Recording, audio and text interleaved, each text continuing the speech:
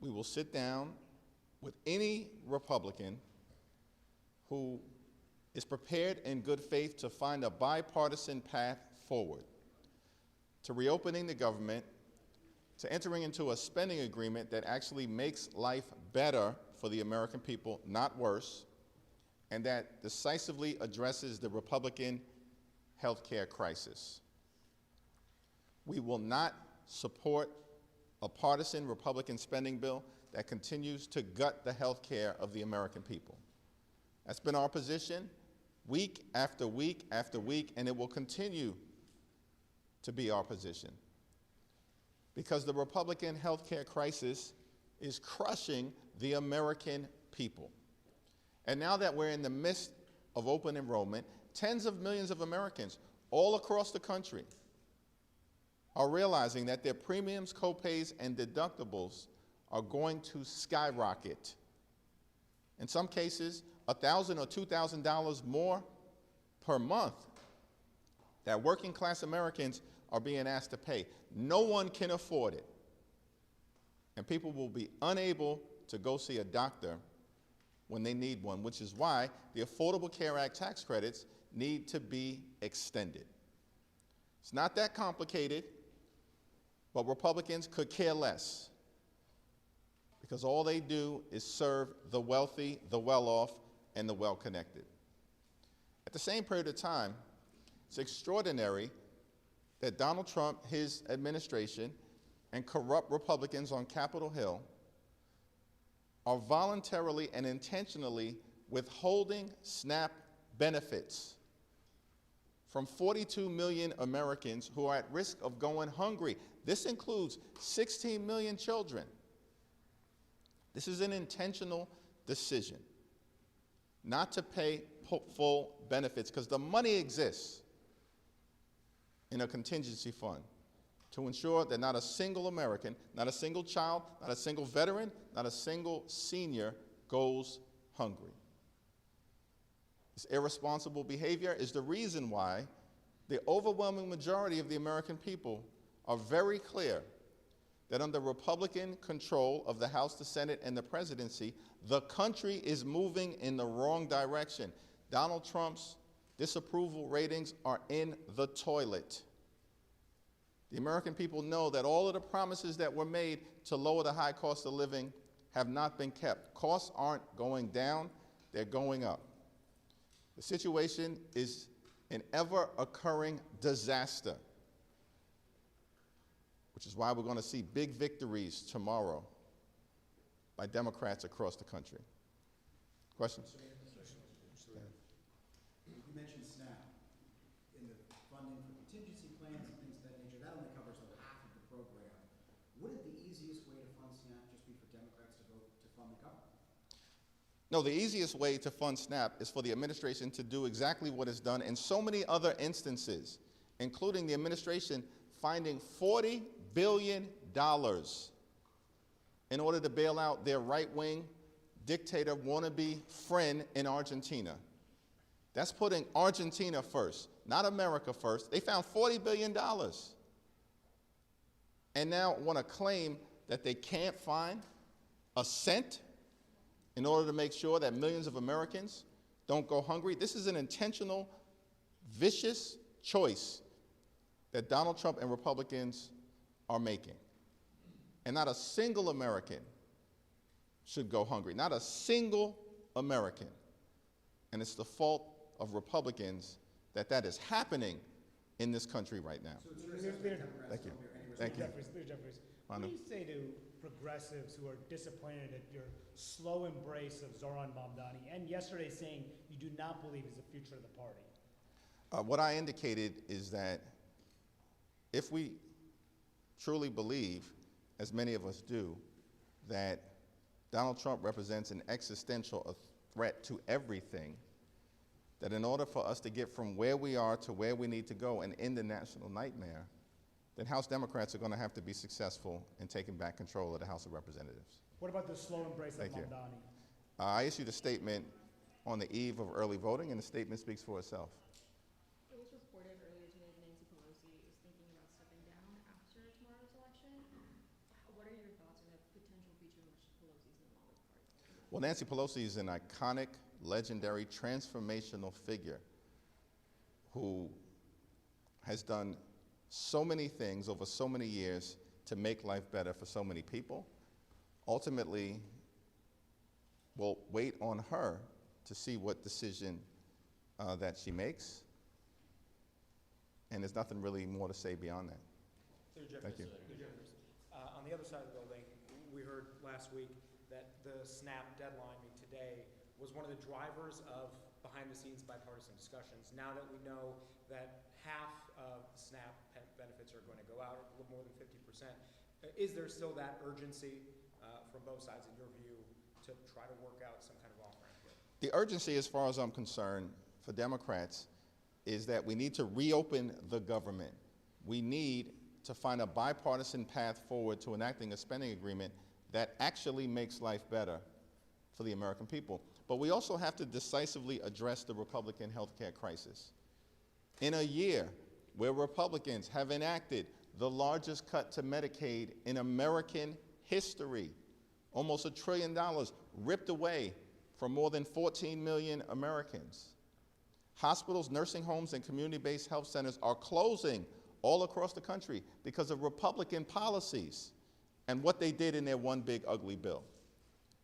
Medicare is confronting a possible $536 billion cut this year if Congress doesn't act by the end of December because of the one big ugly bill.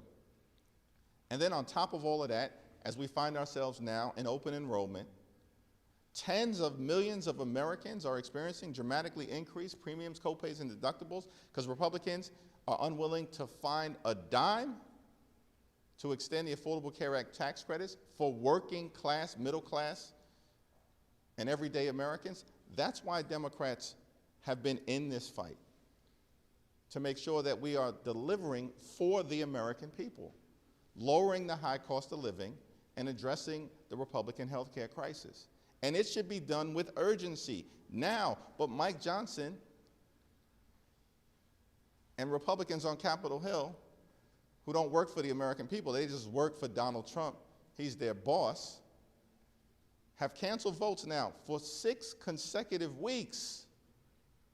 They're nowhere to be found. They're missing in action. They're scattered throughout the country and the world.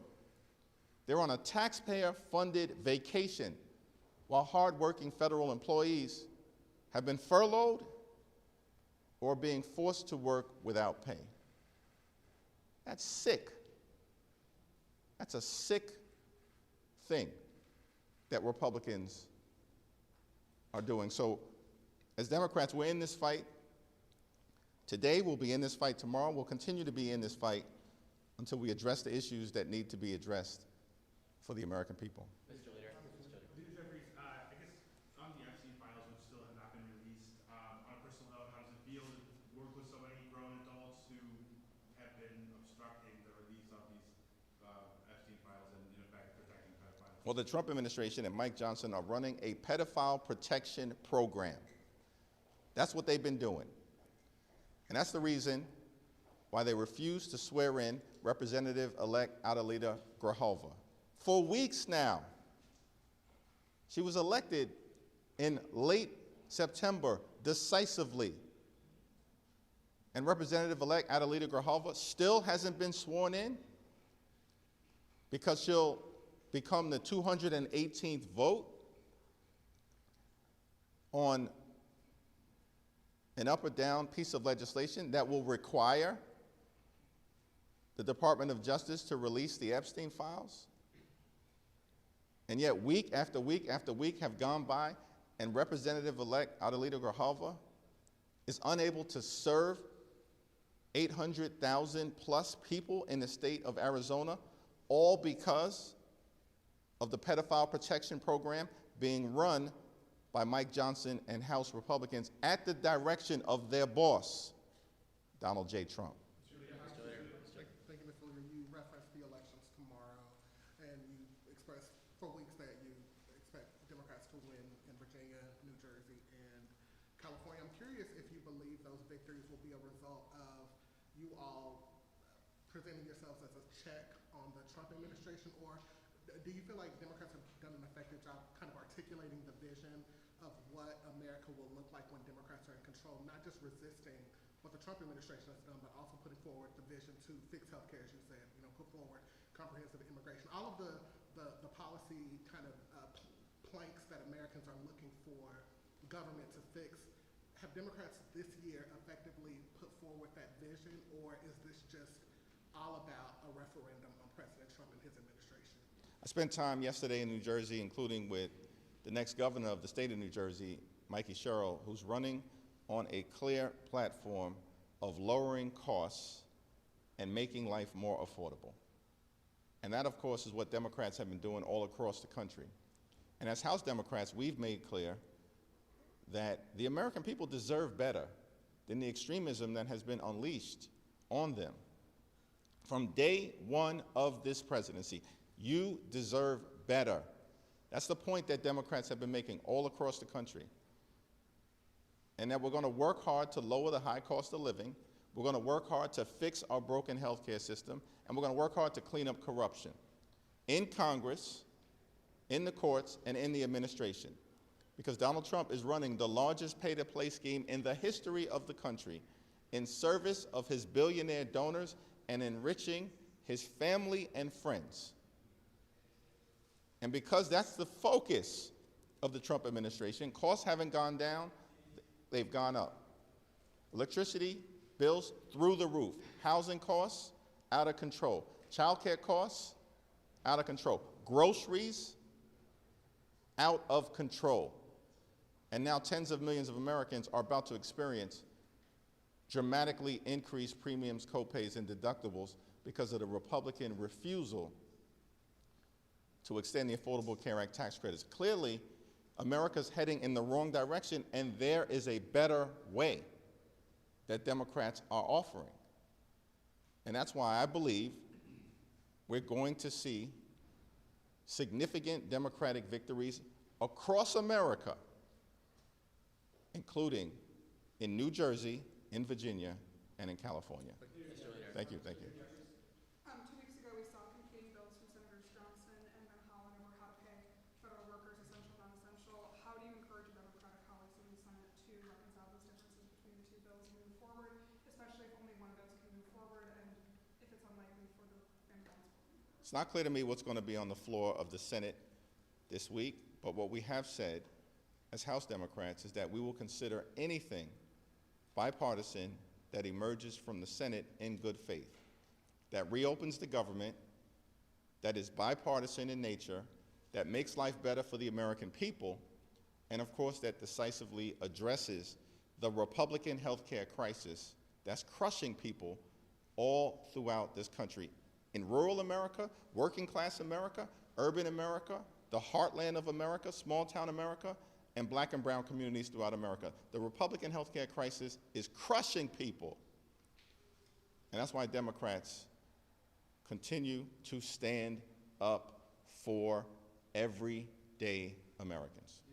Thanks. If Democrats do well tomorrow, how do you think that would change the conversation in regards to the government shutdown? Do you think it could dislodge you guys unstuck from where you are right now?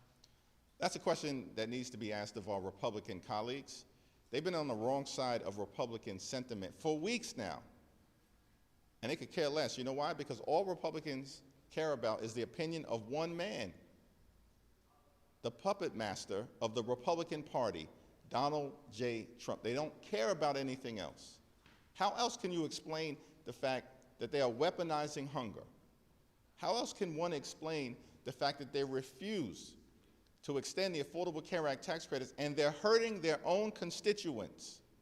The 5 states most impacted by the failure to extend the Affordable Care Act are all led by Republicans.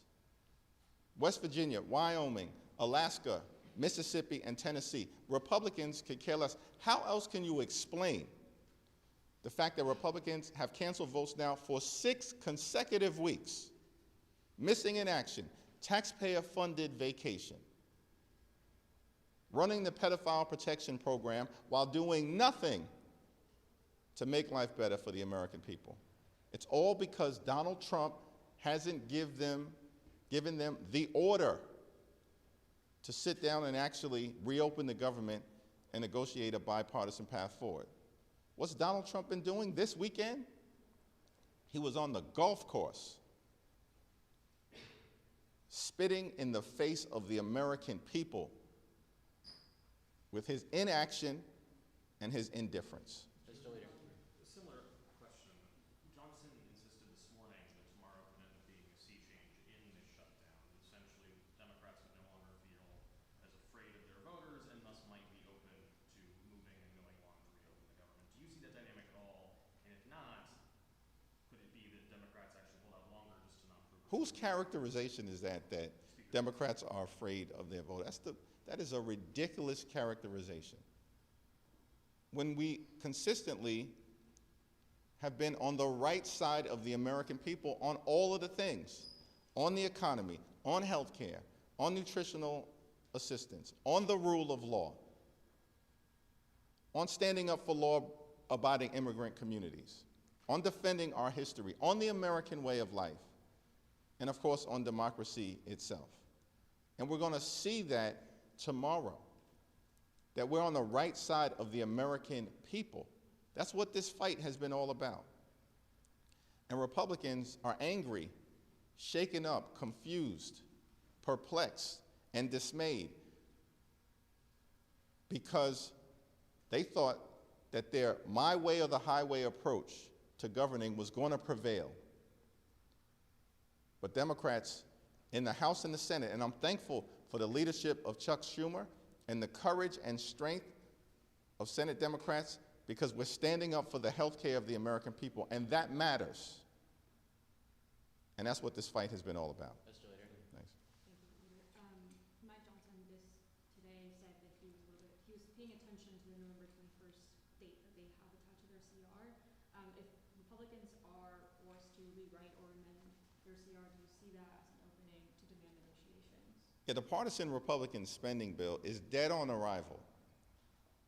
And it's been completely and totally unreasonable that Senate Republicans 13 different times have presented a bill that they know is going to go down to defeat because Senate Democrats and House Democrats continue to stand up for the health care of the American people. It's dead on arrival. And if in the next day or so, House and Senate Republicans finally come to that conclusion, then maybe that's a small step in the right direction as it relates to actually having bipartisan conversations to enact an enlightened spending bill that actually makes life better for the American people and doesn't continue to gut the health care of everyday Americans. Mr. Leader. Sorry. Thank you, Mr. Leader. On multiple prior occasions when Republicans have shut down the government, they never got whatever the policy demands they were getting at that time. Tomorrow will tie the record for the longest shutdown in history. Do you feel like Democrats are closer to getting their policy demands here, or is this change in strategy going to be necessary soon? Our position remains clear.